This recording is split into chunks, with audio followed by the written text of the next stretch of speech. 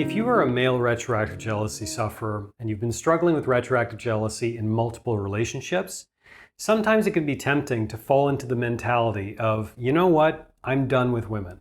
I'm done with relationships. I'm done with being committed to someone because every time I get involved with someone, it hurts. Therefore, I'm just going to keep things casual for the rest of my life. If you've ever had that thought and you're dealing with retroactive jealousy, I think you're going to want to watch today's video. My name is Zachary Stockill, and since 2013, I've helped thousands of men and women from around the world beat retroactive jealousy and save their relationships.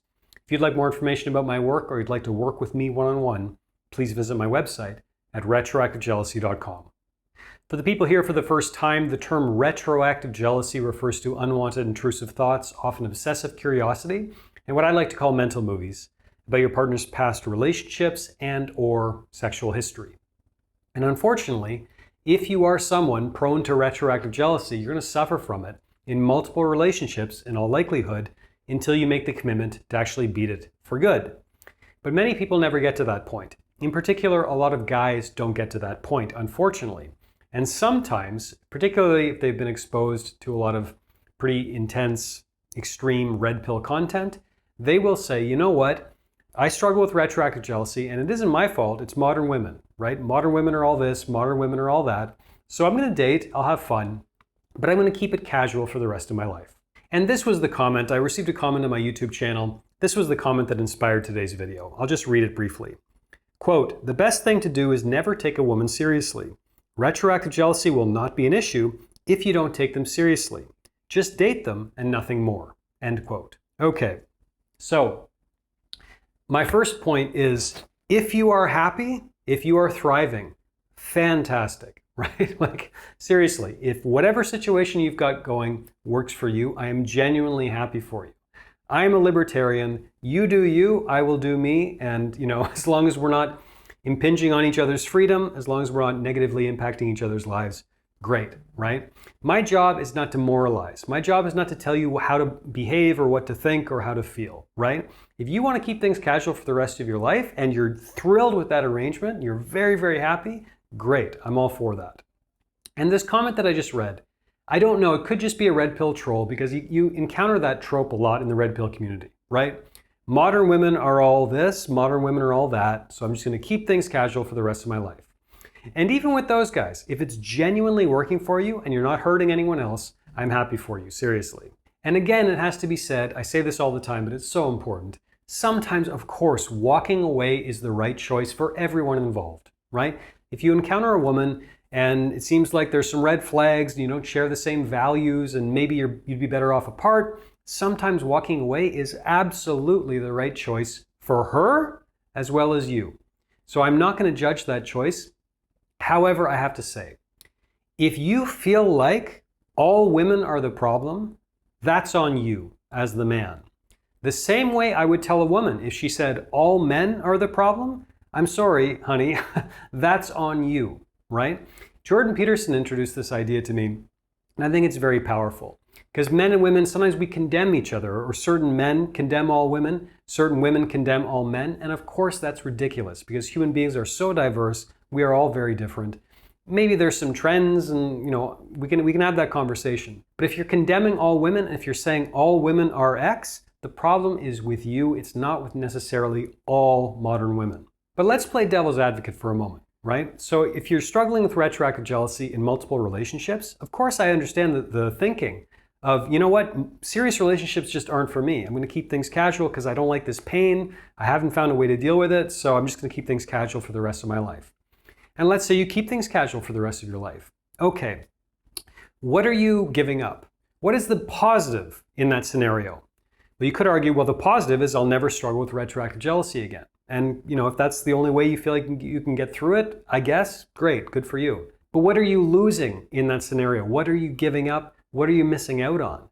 I mean, I could spend 3 hours talking about what you'd be missing out on. You'd be missing out on deep intimacy. You'd be missing out on bearing your soul to another human being. You'd probably be missing out on the greatest sex of your life. I mean, I could go on and on and on, but all the benefits of a great committed relationship, right? I'm sure many of you watching agree with me and you're nodding along. There's no replacement for a truly great intimate, committed, monogamous relationship.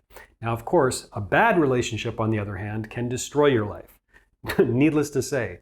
But a great relationship can enhance your life to just an absolutely insane degree.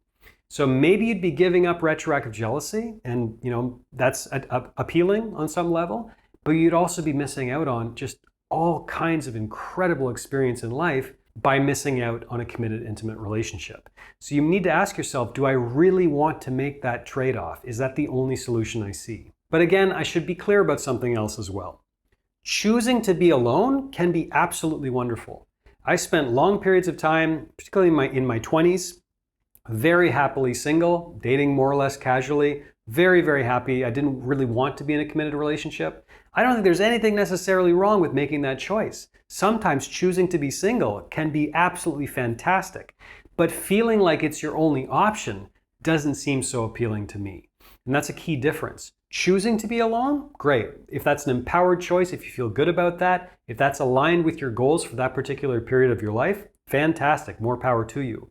But do you really want to go through the rest of your life feeling like it's your only option? I don't think most people do. But above all, remember that men and women have been getting together and engaging in some kind of pair bonding for millennia, for many millennia, pretty much since the inception of the human race, and that's not going to change anytime soon. There is no replacement for the benefits of a long-term committed relationship. Regardless of the exact arrangements of that relationship, the point is connecting with someone deeply on that deep level and having that bond through life. There's no substitute for that. I thank God for my committed relationships that I've been fortunate enough to experience to this point in my life.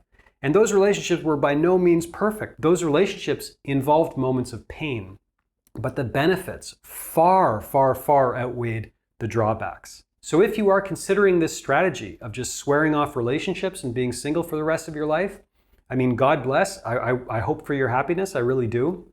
But you might want to consider that there are other options. You can beat retroactive jealousy. It's possible. If you don't want to take my word for it, you can go to my website. I'll put a link. Actually, my wonderful YouTube editor can put a card above my head.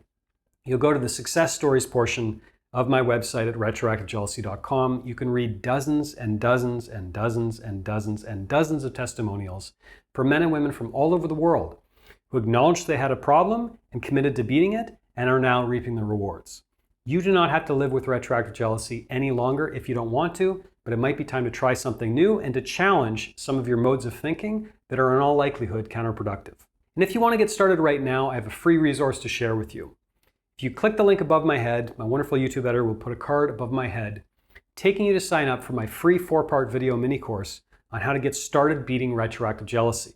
So you sign up, and over the course of about 1 week, I'll send you 4 free videos that are going to get you into momentum, get you moving forward, get you on the path to beating retroactive jealousy for good. Click the link above my head, click a link in the description of this video to receive my free 4-part video mini course on how to get started beating retroactive jealousy. Thanks for listening, thanks for watching. If you benefited from this video, please take a moment to let me know by clicking the like button below. You can also leave a comment, tell me what you think.